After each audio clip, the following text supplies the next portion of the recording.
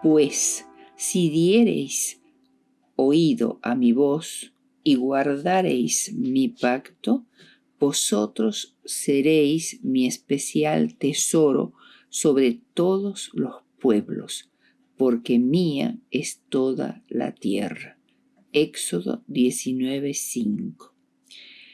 La semana pasada estudiamos los orígenes de la tierra y de la humanidad hasta la caída, una situación tan negra y desesperada que requirió todos los recursos del cielo para poder rescatar a la humanidad.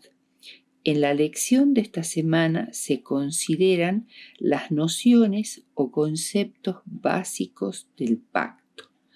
El abismo cavado por el pecado se ha hecho tan grande que parece imposible para el hombre tender un puente sobre él para reconciliarse con Dios. La humanidad ha fracasado miserablemente en su empeño de subyugar y controlar el corazón pecaminoso, y la ciencia y la tecnología, prácticamente deificadas por el secularismo, lo único que han logrado ha sido transformar el mundo en un lugar cada vez más peligroso.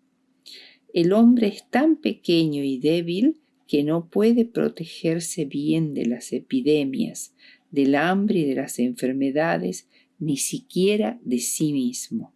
Sin embargo, Isaías 13:12 afirma: haré más precioso que el oro fino al varón, más que el oro de Ofir al hombre. Las minas de Ofir eran la principal fuente del fino oro que permitió a Salomón embellecer y decorar el templo de Jerusalén de un modo y a un nivel que nunca antes se había logrado. Este oro se purificaba y se fundía en lingotes en forma de V corta para facilitar su traslado a Jerusalén.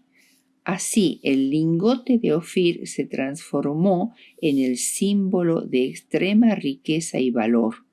A pesar de la marcada degradación de la humanidad, para Dios el hombre aún es visto como más precioso que el oro de Ofir, y por ello él tendió el puente a través del abismo por medio de los pactos.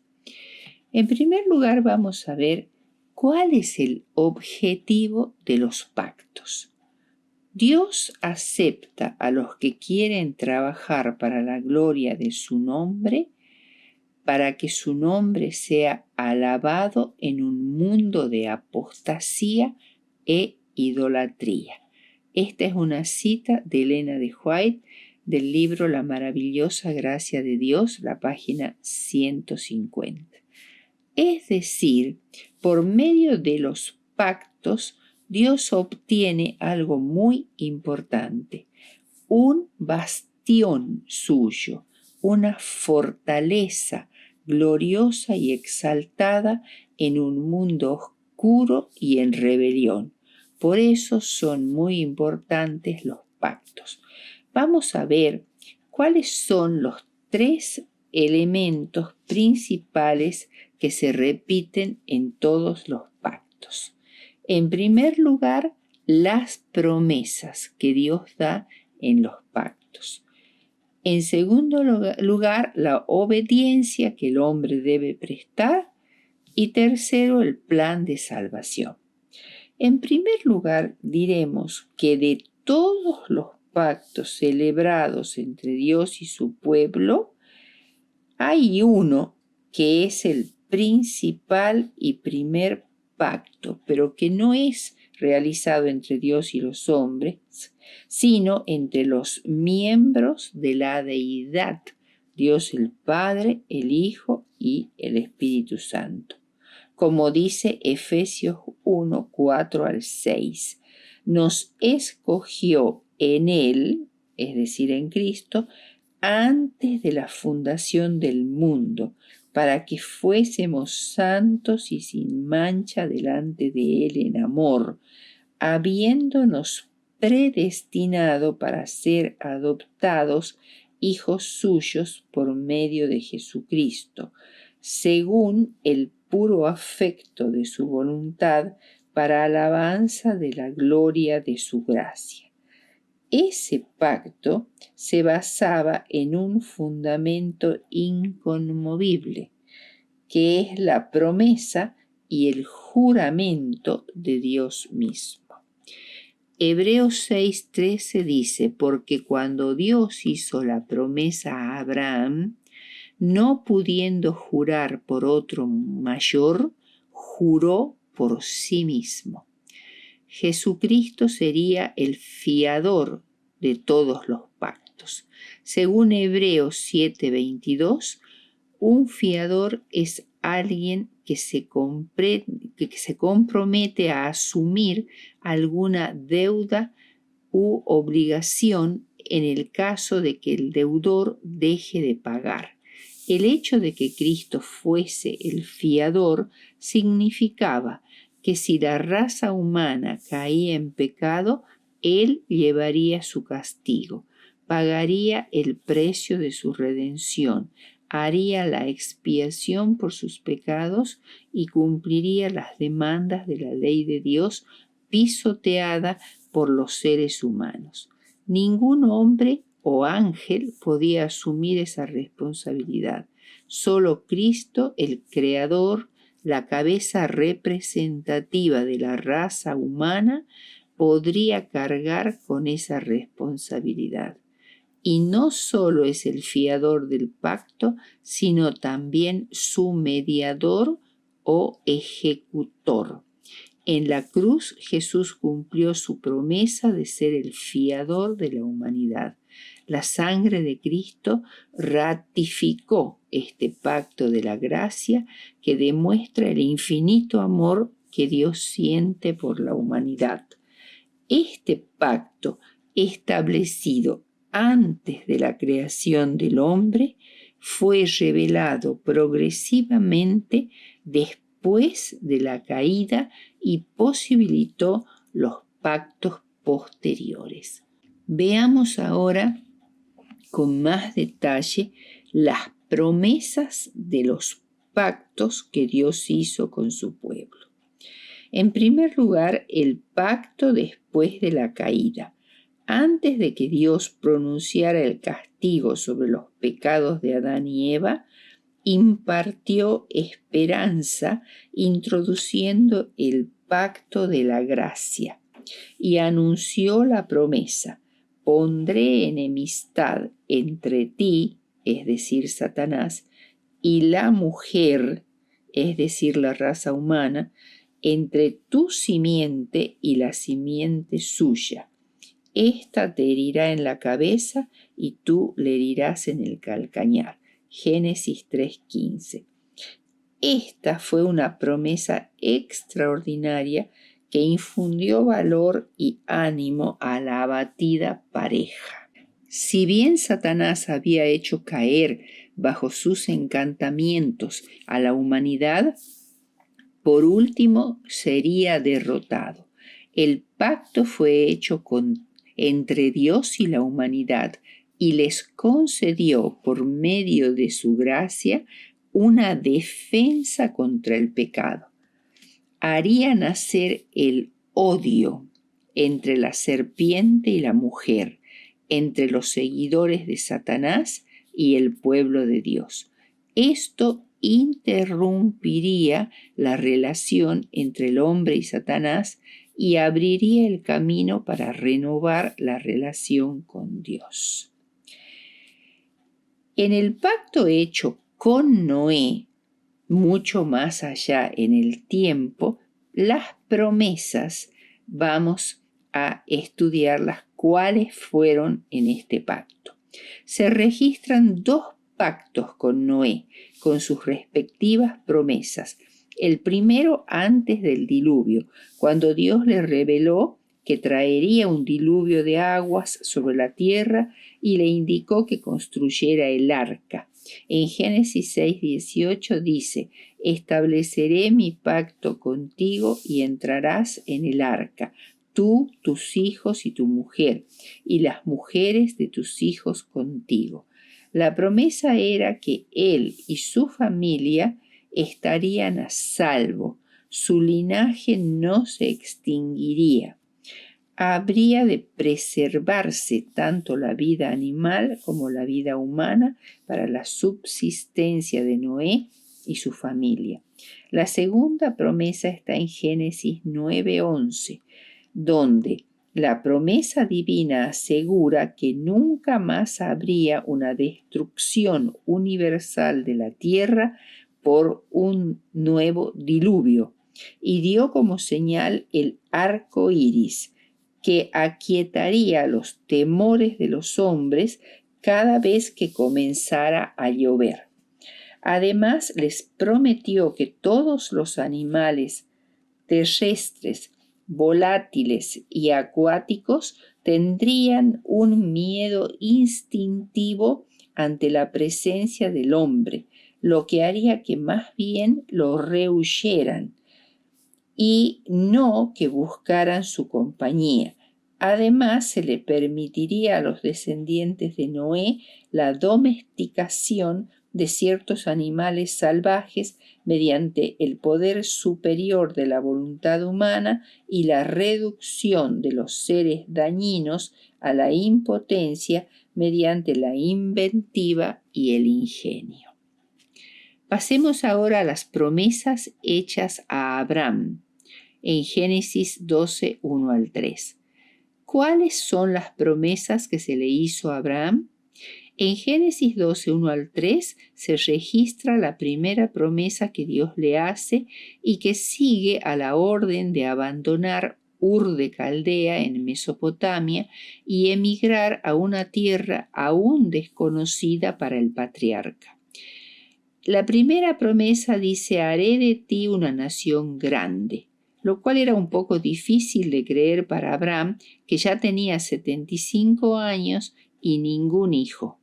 Obviamente no se refería a sus pastores y capataces de sus ganados, sino a hijos suyos, descendientes.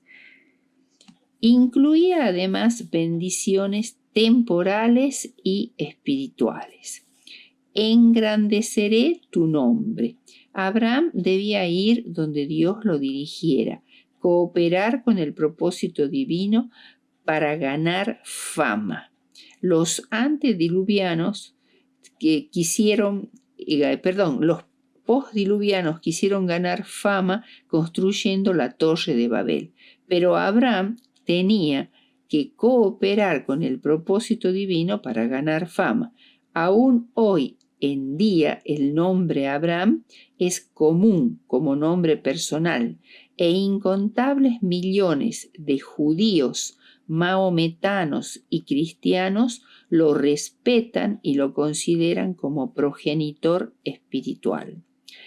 Todas las familias de la tierra serán benditas en ti. Esta es la promesa más importante que se le hizo a Abraham y se refiere a todas las naciones y a todos los siglos. La tierra había recibido la maldición después de la caída de Adán y Eva por su infidelidad, y ahora todas las familias de la tierra serían bendecidas por la obediencia de un hombre fiel. Tal bendición sería la venida del Mesías de entre sus descendientes, que finalmente uniría a las familias divididas de la tierra. En Génesis 15 se le promete a Abraham puntualmente un hijo y además se le hizo la promesa de la posesión de la tierra prometida, desde el río de Egipto, es decir, el Nilo, hasta el río Éufrates. Promesas hechas a Moisés. Éxodo 6, 1 al 8. Dios le prometió a Moisés la liberación de Israel del país de Egipto, con mano fuerte. Aunque Moisés no entendió cómo Dios haría esto, debía creer por fe la promesa. Esa liberación no podía realizarse por medios pacíficos, sino que requeriría una demostración de fuerza extraordinaria de parte de Dios. Juicios grandes. Las plagas, castigos infligidos sobre una nación orgullosa y cruel por el juez divino. Haría de los israelitas su pueblo especial, se daría a conocer a ellos como el gran libertador, los llevaría a la tierra prometida y se les las daría como posesión. Todas estas promesas fueron cumplidas a su debido tiempo. Promesas del nuevo pacto, Jeremías 31, 31 al 34. Este nuevo pacto, como lo llama la Biblia, se da en el contexto del regreso de los repatriados de su exilio en Babilonia. Dios deseaba que los repatriados experimentaran de todo corazón y con toda el alma la realidad del nuevo pacto. Las promesas eran que la ley de Dios sería escrita en la mente y en el corazón de su pueblo. Todos conocerían de primera mano al Señor y la nación de Judá y la ciudad de Jerusalén serían su pueblo para siempre. Obviamente estas promesas estaban condicionadas a la obediencia y al amor del pueblo hacia Dios. Veamos ahora la obediencia, la segunda característica de los pactos. Los profetas comparan este pacto con un compromiso matrimonial. Dios, como un novio enamorado y generoso, procura con promesas y actos ganar el corazón de la mujer amada que desea tomar por esposa. Ellos invalidaron mi pacto, aunque yo fui un marido para ellos, dice Jeremías 31, 32. Estos pactos no son un simple compromiso entre dos partes que se anula si uno lo rompe. Esta alianza es un regalo, un testamento irreversible, asegurado a todo riesgo, incluso cuando el heredero resulta un desagradecido, porque la fidelidad de Dios no fluctúa. La gratitud nos inspira a vivir a la altura del compromiso adquirido. En el Sinaí, Dios corrobora y ratifica la alianza hecha con Abraham y sus descendientes y revela su voluntad de modo más detallado a través de una serie de instrucciones para la vida y el culto. El pueblo sobreestimó su capacidad para asumir su parte del pacto. Dijeron: haremos todo lo que nos diga el Señor, revelando tanto una excesiva confianza en su propia capacidad como su ignorancia acerca del alcance de la justicia divina. Finalmente, terminaron en la justificación por las obras. Como la voluntad del hombre es voluble, la historia del pacto sería una historia de infidelidades, rupturas y abandonos, jalonada de medidas de invención humana encaminadas a garantizar la fidelidad y preservar la obediencia por decreto ley. El error fue creer que la ley propuesta para regular la vida dentro del pacto es el medio provisto para alcanzar la salvación. El prólogo del Decálogo recuerda que las leyes que siguen se destinan a un pueblo liberado. Éxodo 22 dice: yo soy Jehová tu Dios, que te sacó de la tierra de Egipto, de casa de servidumbre. y establecen el estilo de vida que se espera de él. Deuteronomio 7:9 dice: Conoce pues que Jehová tu Dios es Dios, Dios fiel, que guarda el pacto y la misericordia a los que le aman y guardan sus mandamientos hasta 1000 generaciones. Pero las leyes no son el medio para ganar la salvación. El pacto se sitúa en el marco de una gracia inmerecida. La salvación depende de las obras de un Dios misericordioso, no de las torpes obras humanas. La ley es un guía en medio de las arenas movedizas de la existencia, pero no es su meta. El contenido de la ley no estaba destinado solo a los judíos, sino que se aplica a los cristianos bautizados procedentes del mundo pagano hasta el tiempo del fin, como dice 1 Corintios 10:11. Los principios que Dios propone a la humanidad son los mismos para todos los seres humanos, sin ninguna discriminación. Romanos 2:14-16. Incluso aquellos referentes al sábado, las distinciones entre alimentos limpios e inmundos, la devolución del diezmo, etc. De hecho, el sábado fue instituido en la creación, milenios antes del Sinaí. La diferencia entre animales limpios e inmundos fue expuesta a Noé varios siglos antes de nacer Moisés, y la práctica del diezmo ya era conocida por Abraham 400 años antes del Éxodo. La existencia de un nuevo pacto anunciado por Jeremías en Jeremías 31:31-34 era necesaria porque hacía falta renovar el pacto porque había sido transgredido. A pesar de haber disfrutado de las bendiciones del pacto, Israel cayó reiteradamente en la apostasía y en un sistema de salvación por obras o en el paganismo y la secularización. La ley es la misma en todos los pactos. Lo nuevo son las circunstancias.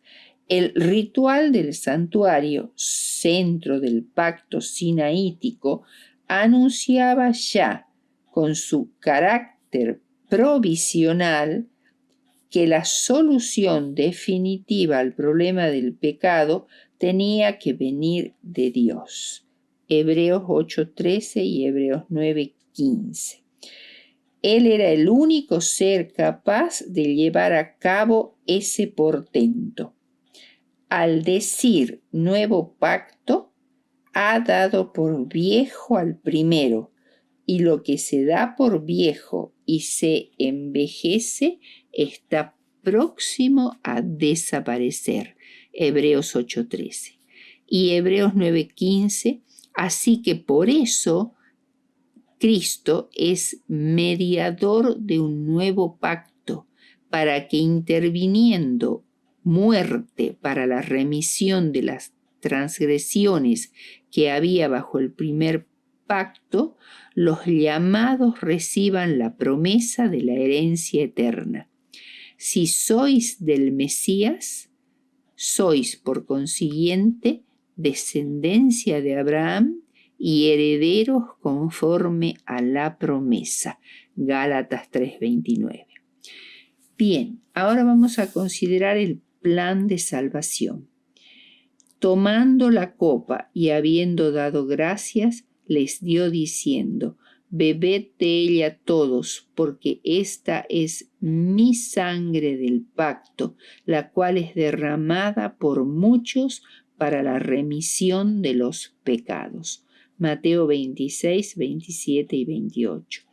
Al asociar su sangre al nuevo pacto, Jesús evoca el ceremonial de la renovación del pacto en el Sinaí, en el que Moisés actuó de mediador con dos actos concretos. Primero, la aspersión de la sangre del sacrificio sobre el pueblo y segundo, la lectura del compromiso entre Dios y su pueblo. Moisés tomó el documento del pacto y se lo leyó en alta voz al pueblo, el cual respondió: haremos todo lo que manda el Señor y obedeceremos. Entonces Moisés tomó la sangre y roció con ella al pueblo, diciendo: esta es la sangre del pacto que Jehová ha hecho con vosotros sobre todas estas cosas. Éxodo 24, 7 y 8. Si el antiguo pacto fue sellado con sangre de los sacrificios de animales, el nuevo pacto ha sido ratificado con la sangre del sacrificio de Jesús.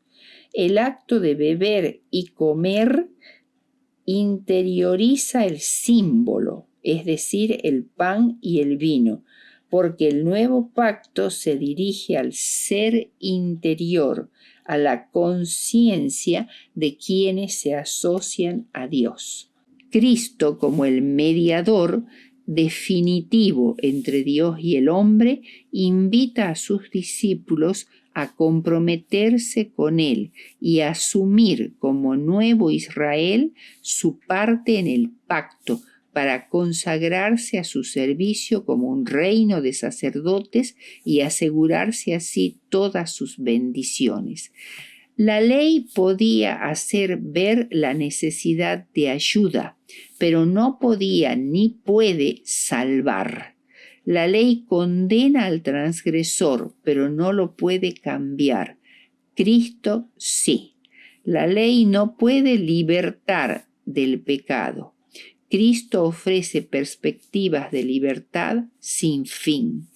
La ley y los profetas, es decir, el Antiguo Testamento, no pierden su valor para el cristiano, sino que cobran pleno significado en la nueva perspectiva que le da la venida de Cristo.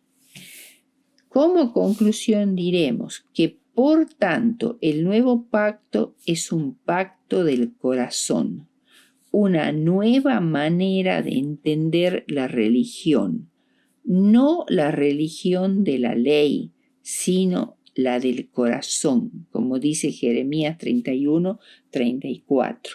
Escribiré mi ley en tu corazón. En la Biblia, el corazón simboliza el centro vital de la persona, la sede a la vez de la inteligencia y de la voluntad, de lo auténtico y lo profundo. El encuentro con Dios tiene lugar en lo más íntimo del ser, en tablas vivas, sensibles, como un injerto o como un tatuaje, una impresión imborrable como la de un gran amor. El amor nunca ha entendido y jamás entenderá de mandatos e imposiciones, sino de elecciones voluntarias y libres del corazón.